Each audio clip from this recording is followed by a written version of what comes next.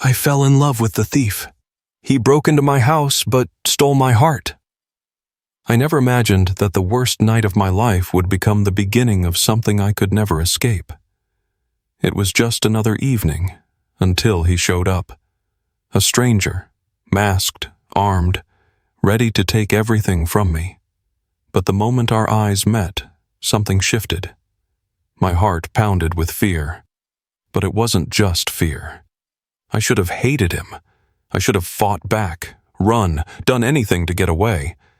But instead, I found myself trapped in something far more dangerous than a robbery. And now? How do you forget someone who should mean nothing, but somehow becomes everything? Before we begin, make sure to subscribe to the channel, like this video, and turn on notifications. That way you won't miss any intense stories like this one. I'd always imagined that if someone ever broke into my house, I'd be ready. I had rehearsed the scenario in my head before. Maybe I'd grab a bat, maybe I'd hide, maybe I'd call the police before they even knew I was awake. But when it actually happened, I froze. It was past midnight, and I had been lying on my couch, mindlessly scrolling through my phone, too lazy to get up and go to bed. The soft hum of the city outside my apartment in Chicago had always been comforting. But that night, it changed. I heard it first, the distinct sound of a lock being tampered with. My breath hitched. At first, I thought I was imagining things, but then the door creaked open. I barely had time to react before a shadow slipped inside. Tall, lean, dressed in black, a hood over his head, and in his hand, a gun. My body went rigid. My mind screamed at me to move, to do something, but all I could do was stare as he took a step forward. "Don't move." His voice was deep, calm, almost too steady for a man breaking into someone's home. I swallowed hard, my heart slamming against my ribs. My hands shook slightly as I raised them instinctively. I wanted to say something. I couldn't. The man's dark eyes flicked over me quickly, assessing, calculating. He wasn't here to hurt me, at least not immediately. He was here to steal. He walked further inside, shutting the door behind him as if he lived here. The gun stayed low, but the message was clear. Do not try anything. I forced myself to find my voice. Look, I don't have much cash. Take whatever you want, just quiet. His command was firm, but not cruel, more like an instruction than a threat.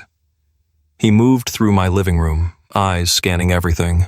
My laptop, my wallet on the coffee table, the small safe I kept near my bookshelf. He knew what he was doing, but I couldn't stop staring at him. Maybe it was the adrenaline. Maybe it was the way fear had numbed my brain. But as he moved, I noticed things. The sharp angles of his face beneath the hood, the way his lips pressed together in focus, the way his hands, though strong, didn't shake at all. I hated myself for thinking it. But he wasn't just dangerous. He was beautiful. And that thought scared me more than the gun in his hand. He turned suddenly, catching me watching him. For a second, we just stared at each other. Too long. His expression changed, just slightly, the tiniest flicker of hesitation, like he had seen something in me that unsettled him. Then, as quickly as it came, it was gone. "Where's the safe?" he asked. My throat was dry. He took a slow step toward me. "Don't lie." I felt my breath catch. He was close now, too close. The warmth of his body, the smell of leather and the city night air clung to him. Everything inside me screamed that this was insane. This was a criminal, a threat. But all I could feel was the rapid, uncontrollable beating of my heart. I knew I should have been afraid. But somehow I wasn't sure fear was the only thing flooding through me anymore. And the worst part? I think he knew it too. The air between us was thick, too thick. I could hear my own breathing, too loud, too uneven. The stranger in front of me held the gun low, but he didn't need to aim it. I knew who had the power in the room, and yet I wasn't as terrified as I should have been. His dark eyes stayed locked on mine, searching, reading me in a way that made my skin burn. I knew what he wanted. The safe. My valuables. Anything that would make this break-in worth the risk. But for a moment, it felt like he wanted to steal something else, too. Something unseen. Something I wasn't sure I was ready to give. I forced myself to speak, my voice steadier than I expected. "It's over there, near the bookshelf." His gaze didn't leave mine at first. A hesitation. Brief, but there. Then he moved. I let out a shaky breath as he walked past me. My body screamed at me to run, to grab my phone and call for help. But I didn't. I couldn't. Instead, I turned and watched as he crouched beside the small black safe near my books. He was swift, methodical, entering a code he must have assumed I'd use. And he was right. The lock clicked open. He pulled out a stack of cash, flipping through the bills with an almost casual ease. My passport, some expensive watches I barely wore. He took what mattered, left what didn't. "You've done this before," I found myself saying. He paused, glancing up at me. His hood had shifted slightly, revealing more of his face. He was young, mid-20s maybe. Sharp cheekbones, a defined jawline. He should have looked cruel, but he didn't. A slow smirk tugged at the corner of his lips. "And you haven't." I swallowed. "What?" "Been robbed." He stood, slipping the money into his jacket. "Most people panic, scream. You? You're just standing there." He stepped closer. I should have backed away. I didn't. His head tilted slightly as if trying to figure me out. I could feel the heat radiating from him. "You're not afraid of me?" he murmured. I was, but not in the way he thought. "You have a gun," I said. He lifted it slightly, almost playfully. "Yeah, I do." His voice was low, smooth. I hated the way it sent a shiver down my spine. Who the hell was I? He let the silence stretch between us, long enough for something unspoken to settle in the space between us. I didn't look away. Neither did he. Then, a noise. The distinct beep of an alarm system. His head snapped toward the door. My breath hitched. The security system. I had forgotten all about it. And now, so had he. He cursed under his breath, moving fast. He grabbed what he could, shoving the cash and valuables into a small black bag. Then his gaze darted back to me. "How long?" he asked. I blinked. "What?" "The cops," he hissed. "How long until they get here?" I hesitated. I should have lied. I should have said they're already on their way. But instead I said, 5 minutes, maybe less. His jaw clenched. He looked at the door, then back at me. Something flashed in his expression. Decision. His fingers curled around the gun, but not in a way that made me fear he'd use it. In a way that said he didn't know what the hell he was doing. Neither did I. Then the lights outside flashed. A car pulling up. His entire body tensed. Not the police, not yet, but someone else. A new tension filled the air. I watched his grip tighten on the bag, his stance shift. He was getting ready to bolt, to disappear into the night like a ghost. And I knew, if he left now, I'd never see him again. Something in me panicked. Before I could stop myself, before I could think, I grabbed his wrist. He froze. His eyes snapped to mine, wide, surprised. He wasn't the only one. What the hell was I doing? "Don't go," I whispered. A flicker of something flashed across his face, something I couldn't place, something dangerous. The headlights outside shut off. Footsteps approached the front door. Too late. Someone was here. And now we were both trapped. The footsteps outside were slow, deliberate. Whoever it was, they weren't in a hurry. I was still gripping his wrist. I could feel the heat of his skin, the rapid pulse beneath my fingers. I should have let go. But I didn't. His sharp eyes flicked toward the door, then back to me. I had distracted him. And now we were out of time. "Who is it?" he whispered, his voice just above a breath. I didn't know.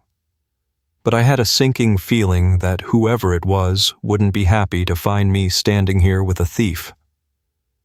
The knock came next, 3 sharp raps against the wood. Not urgent, not aggressive, just expectant. He tensed. His body went still, like a predator waiting for the right moment to pounce. "Say something," he hissed. My throat was dry. I barely managed to find my voice. "Who is it?" A pause. Then a familiar voice. "Ethan, you home?" My stomach flipped. Jason. Of all people, it had to be Jason. He was my neighbor, my friend, and a cop. I met the thief's gaze, my heartbeat hammering against my ribs. His jaw clenched, his grip tightening on the bag of stolen goods. He wasn't just tense anymore. He was calculating. If Jason walked in here, there were only 2 outcomes. 1, he'd arrest the thief. 2, someone would get hurt. The thief must have seen the panic in my eyes because his hand suddenly covered my mouth. I stiffened, my breath hitching. His palm was warm, rough. His touch sent a shiver down my spine, but not from fear. He leaned in, his voice barely audible. "Get rid of him." I nodded, my body acting before my brain could catch up. He let go, stepping back, disappearing into the shadows of the room. My lungs sucked in air, but I didn't have time to process anything. Jason knocked again, harder this time. "Ethan?" I forced my legs to move, staggering toward the door. My hands were shaking as I unlocked it and pulled it open just enough to peek outside. Jason stood there, his uniform slightly wrinkled, his dark eyes scanning me with concern. He was suspicious. "Hey," I said, my voice too tight. "What's up?" Jason frowned. "Your alarm went off. The system sent an alert to my phone. You okay?" "Shit." I forced a chuckle. "Yeah, false alarm. I was messing with the system earlier. Must have tripped something." His eyes narrowed. "You sure?" I nodded, too quickly. "Totally. Everything's fine." Jason's gaze drifted past me, scanning the dimly lit living room. My heart pounded. He couldn't see the thief, but I felt his presence behind me. Jason shifted his weight. "Mind if I come in, just to check things out?" I froze. If I let him in, he'd find the thief. If I didn't, he'd know I was lying. And then, before I could answer, a noise. A faint creak from inside the apartment. Jason's expression darkened. He heard it. His hand moved toward his holster. "Ethan, step back." Panic shot through me. This was about to go very, very wrong. I had seconds to decide. And in that moment, I did something insane. I grabbed Jason's arm. He blinked, startled. "What the hell?" My mind raced for an excuse. It's really late and I'm tired. I swear, it's nothing." Jason's eyes searched mine, and for a second, I thought he might believe me. Then, another sound. Louder this time. Jason shoved past me. I barely had time to react before he was inside my apartment. My stomach dropped. He turned toward the dark corner where the thief had been hiding, but he wasn't there. The window was open. The curtains swayed from the cold night air. Jason frowned. He took a step toward the window, scanning the room. Then, slowly, he turned back to me. His face was unreadable. "Ethan." His voice was quiet now, careful. "Tell me the truth." I swallowed hard, my heart slamming against my chest, because I knew he didn't just suspect something. He knew, and I had no idea how to lie my way out of this. Jason's stare pinned me in place. His eyes were sharp, searching. He already knew something was wrong. My throat was dry, my heartbeat erratic. The cold air from the open window made my skin prickle, but it was nothing compared to the tension suffocating the room. I could lie. I had to lie, but my voice betrayed me. I don't know what you're talking about. Jason took a slow step toward me. Ethan? His tone was softer now, more careful, like he was talking to a witness, not a friend. Someone was here. I swallowed hard. Don't break. Don't break. He glanced toward the window again, then back at me. I'm not stupid, man. The alarm, the noise inside. And now this? He gestured toward the open window. You really expect me to believe this is all just a coincidence? I wanted to run. I wanted to disappear. But there was nowhere to go. Jason was too good at his job. Before I could think of an excuse, his eyes landed on something behind me. His body tensed, his posture shifting into police mode. I turned slowly, and my stomach dropped. The safe. It was still open. The empty space where my valuables had been was glaring, undeniable, evidence of a crime that had just happened. Jason's jaw clenched. His hand instinctively went to his holster. Ethan, he said carefully. Where is he? Panic surged through me. He wasn't asking if someone had been here. He was asking where the thief was now. I shook my head, too fast. Jason, A noise outside. Jason spun toward the window, drawing his gun. In one fluid motion, he moved toward it, scanning the alley below. I took a step forward, my breath caught in my throat. Jason, don't. He turned to me, voice tight. Is he armed? I hesitated. I didn't know anymore. Jason exhaled sharply. That was all the confirmation he needed. I have to call it in. He reached for his radio. Something inside me snapped. If Jason called for backup, this would be over. They'd find him. They'd arrest him. He'd be gone. And the worst part? I didn't want that. I didn't want him to disappear. So I did the only thing I could think of. I reached for Jason's wrist and stopped him. His eyes widened in shock. Ethan, what the hell are you doing? I didn't know. I just knew I couldn't let this happen. Jason studied me, confusion flickering across his face. He had known me for years. I had never lied to him. Until tonight. Ethan, he said slowly, lowering his voice. Talk to me. Who was he? Why are you protecting him? I couldn't answer, because I didn't know why, but deep down, I did. I knew the second I had grabbed the thief's wrist. I knew the second I had told Jason it was nothing. This wasn't just about a robbery. This was about him, and I wasn't ready to let him go. Jason's gaze darkened, his hand still hovering over his radio. He was giving me a chance to tell the truth, but I didn't. I let go of his wrist, stepped back, and said the biggest lie of my life. I don't know anything. Jason's face hardened. Outside, in the shadows of the city, the thief was still out there. And now I was caught between the man I trusted and the one I couldn't forget. Jason's expression didn't change. His eyes stayed locked on mine, scanning, searching. I knew what he was thinking. He didn't believe me. And why would he? I was lying to his face. The silence stretched between us, thick and unbearable. Jason's fingers lingered near his radio, his other hand resting on his holster. I had one chance to make him stop. I swallowed hard. Jason, I swear I'm fine. His jaw clenched. You expect me to walk away from this? I didn't answer. because I needed him to. Jason exhaled sharply, his frustration evident. Then, finally, he stepped back. He ran a hand through his hair, glancing at the open safe again before shaking his head. I don't like this, Ethan. Neither did I, but for a reason he'd never understand. After a long moment, he sighed.